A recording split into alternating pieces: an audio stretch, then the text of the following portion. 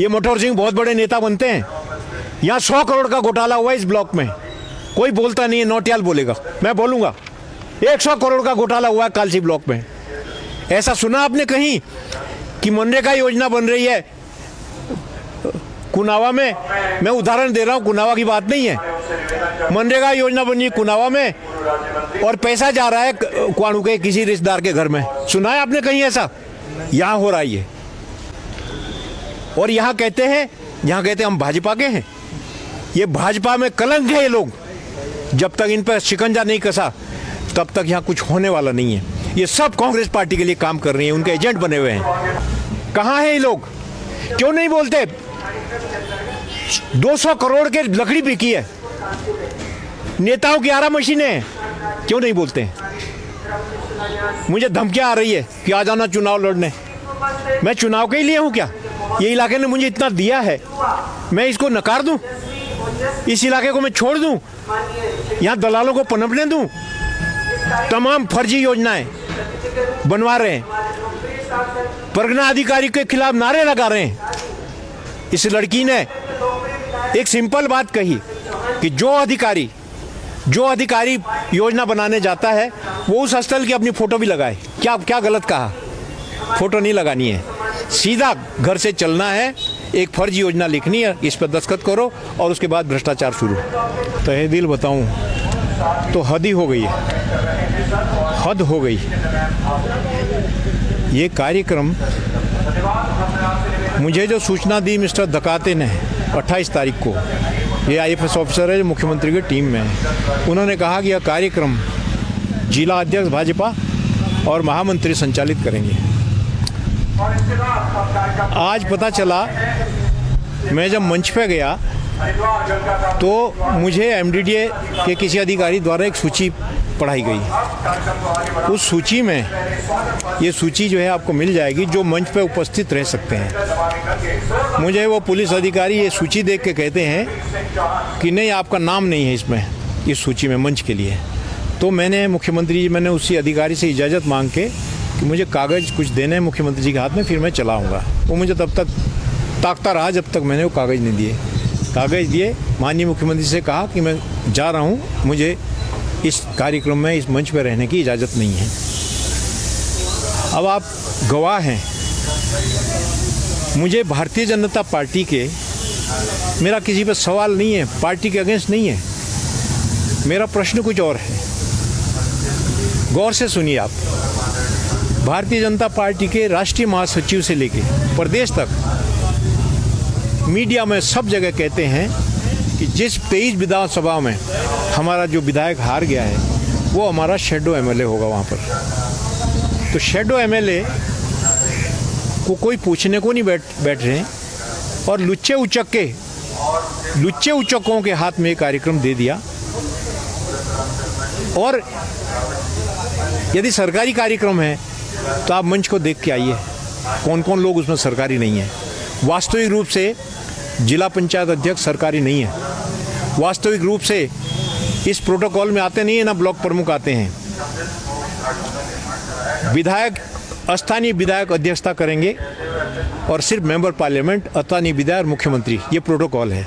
यदि ये नहीं है तो मैं पूछना चाहता हूँ इस सरकार से, मुख्यमंत्री से हम क्या कहें?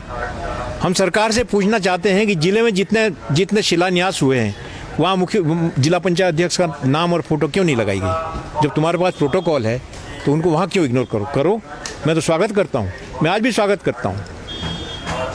ये एक नया ही मुझे आश्चर्य हुआ कि मेरे लोकसभा क्षेत्र की माननीय लोकसभा सदस्य महारानी जी का नाम नहीं है मंच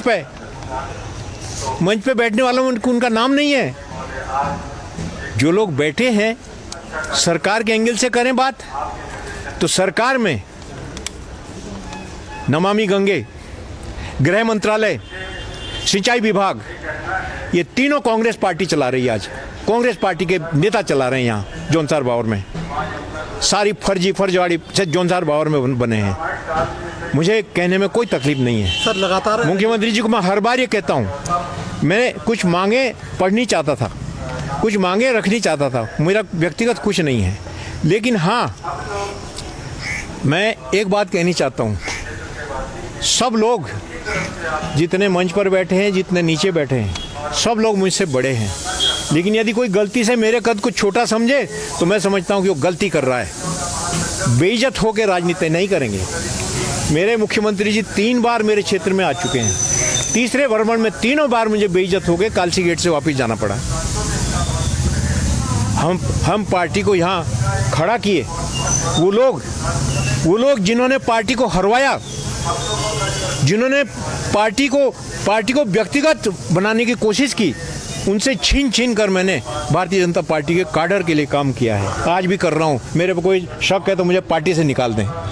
जिन लोगों को नड्डा जी ने खुद देखा विरोध करते हुए, खुद कहा उन्होंने, जिन लोगों ने विकास नगर में ऑफिस खोलकर, ये तीनों प्रमुख, इनको पूछिए कहाँ थे चुनाव में, कहाँ पर थे ये? यहाँ कार्यालय पे फोटो खिंचवा के और गायब। ये मोटोर सिंह बहुत बड़े नेता बनते हैं। यहाँ 100 करोड़ का घोटाला हुआ इस ब्लॉक में, कोई बोलता नहीं है। नौटियाल बोलेगा, मैं बोलूँगा। 100 करोड़ का घोटाला हुआ है कालसी ब्लॉक में। ऐसा सुना आपने कहीं कि मनरेगा योजना बन रही है कुनावा में? मैं उदाहरण दे रहा हूँ, कुनावा की बात नहीं है। मनरेगा योजना बन रही है कुनावा में और पैसा जा रहा है क्वाणू के किसी रिश्तेदार के घर में। सुना है आपने कहीं ऐसा? यहाँ हो रहा है ये। और यहाँ कहते हैं हम भाजपा के हैं। ये भाजपा में कलंक है ये लोग। जब तक इन पर शिकंजा नहीं कसा तब तक यहाँ कुछ होने वाला नहीं है। ये सब कांग्रेस पार्टी के लिए काम कर रही है, उनके एजेंट बने हुए हैं। भाई मुन्ना सिंह जी आज जो है पगड़ी पहन करके राजस्थान में घूम रहे हैं। कहाँ थे चुनाव में? मैं अपने बेटे को लेकर गया घर, दोनों के पास, दोनों पत्नी के पास। मेरे मुंह पे कहते हैं कि हम सपोर्ट नहीं करेंगे। किसको सपोर्ट करेंगे? प्रीतम सिंह को।